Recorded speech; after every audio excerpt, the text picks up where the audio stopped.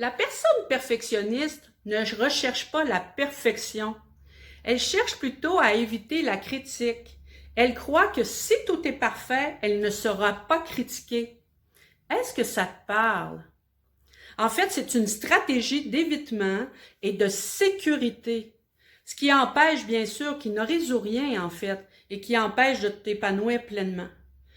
En réalité, le perfectionnisme, c'est un des éléments de l'estime de soi.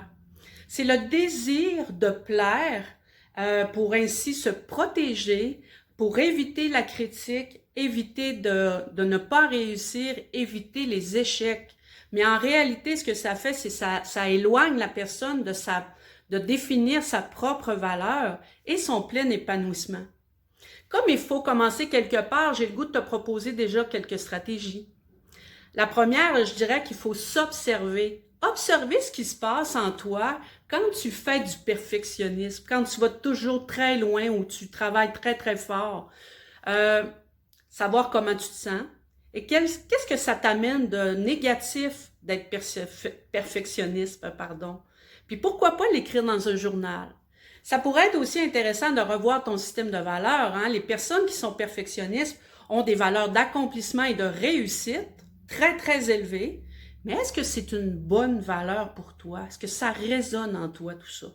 Ça peut être aussi d'être dans la bienveillance. La bienveillance, c'est un des éléments de l'estime de soi. C'est une des clés de l'estime de soi.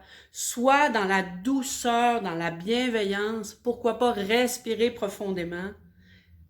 C'est ça, en fait. C'est déjà trois trucs intéressants. La bienveillance, c'est, je l'ai dit tout à l'heure, tellement important. Alors, si déjà tu as trouvé ça intéressant, n'hésite pas à partager. Pourquoi pas me mettre un petit emoji dans les commentaires? Puis je te donne un scoop.